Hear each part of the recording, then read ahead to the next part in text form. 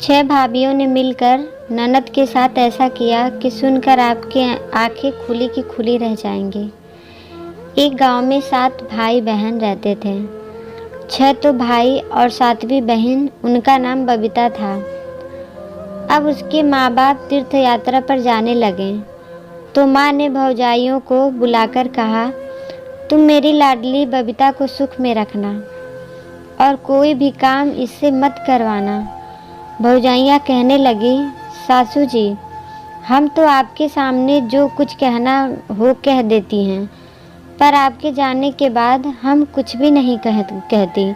धन घड़ी धन भाग हमारे तो केवल एक ननद हैं, बाई हैं, 10-5 तो नहीं, और फिर वह तो अपने भाइयों से भी अधिक लाड से रहती हैं। माँ बाप तीर्थ चले गए।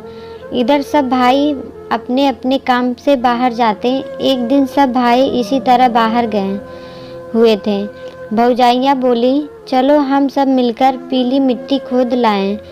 ननद उत्साहित थी, बोली, हाँ भाभी चलो, जल्दी ले जाओ। सबकी सब पीली मिट्टी लेने गई। भौजाइयाँ खोदती तो पीली मिट्टी निकलती और ननद खोदती तो मोती निकलती। भौजाइयों ने पीली मिट्टी की टोकरी भरी, ननद ने मोतियों की। भौजाइयों ने देखा तो जल गई। मन में कहने लगी, रांड न जाने क्या जादू जानती है, घर पर भी न जाने क्या टोना टटका करेगी। फिर वे कहने लगी, बाई तुम यहीं खड़ी रहो, तुमसे यह टोकरी नहीं उठेगी। हम अपनी टोकरियाँ खाली कराएं, फिर तुम्हारी ले चलेंगे। वे जाने लगी। बबीता बोली, नहीं भाभी, मैं भी चलूँगी, उठा लूँगी इसे तो। नहीं बबीता, तुमने इतना बोझ कभी नहीं उठाया। तुम्हें कहीं कुछ हो गया तो तुम्हारे भाई हमें खा जाएंगे। तुम तो थोड़ी देर यहाँ खड़ी रहो, हम अभी आती हैं।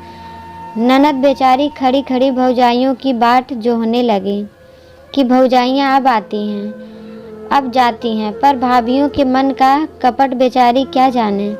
बैठे बैठे सारा दिन बीत गया, पर वे नहीं आई।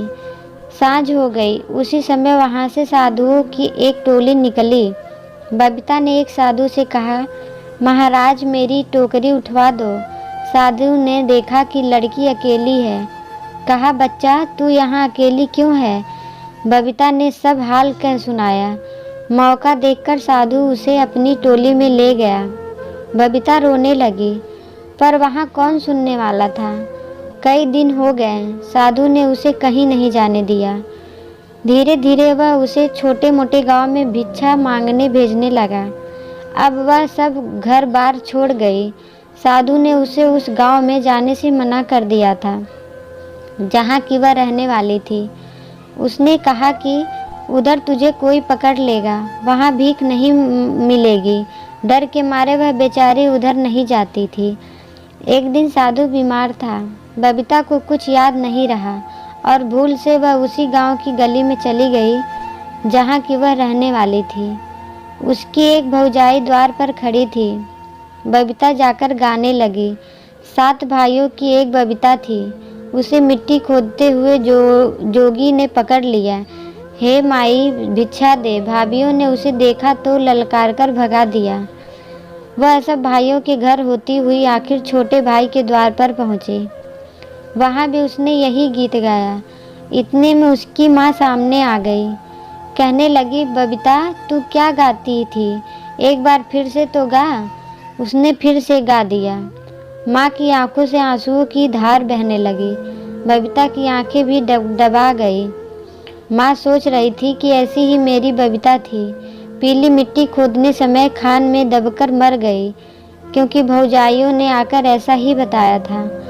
माँ कहने लगी, बबीता तू रोज आया कर, मैं तुझे अपनी बेटी समझकर खूब चीज़ें दिला करूँगी। बबीता को अपनी सब बात याद आ गई। उसने सारा हाल कहा तो माँ बेटी मिलकर खूब रोई। इस प्रकार बबीता फिर अपने घर आ गई। अब माँ बाप ने उसका ब्याह करने का विचार किया। उधर साधु को मालूम हुआ कि बबीता अपने घर चली गई है, तो वह अच्छा होने पर वहाँ आया। उस समय बबीता की सगाई हो रही थी। साधु बोला, सगाई तो करो, पर चेली तो मेरी है। जब उसका ब्याह हुआ तो साधु आकर फिर कहने लगा, ब्याह तो करो पर चेली तो मेरी है। ब्याह पूरा हुआ और बबीता अपने ससुराल जाने लगी। साधु फिर आया और कहने लगा, लाडो तो ले जाओ पर चेली तो मेरी है। इस तरह साधु बबीता के पीछे पड़ गया। बारात घर पहुंची तो वहाँ भी साधु आकर कहने लगा, बारात तो आई पर चेली तो मेरी है। जब इस प्रकार साधु बबीता को जगह जगह छेड़ने लगा तो बबीता घबराई। उसने कहा, ओ प्रियतम, ओ सास जी, मुझे 7 ताले में बंद करो, नहीं तो यह साधु मुझे पकड़ ले जाएगा। बबीता को ससुराल वालों ने 7 तालों में बंद करके सुलाया। अंधेरी रात थी। रात को खड़का हुआ बबीता जागी। उसने कहा, पहला ताला टूटा, सासू जी जागो। दूसरा ताला टूटा, ससुर जी जागो। तीसरा ताला टूटा, जेठ जी जागो। चौथा ताला टूटा, जेठानी जी जागो। पांचवा ताला टूटा, देवर जी जागो। छठा ताला टूटा, देवरानी जी जागो।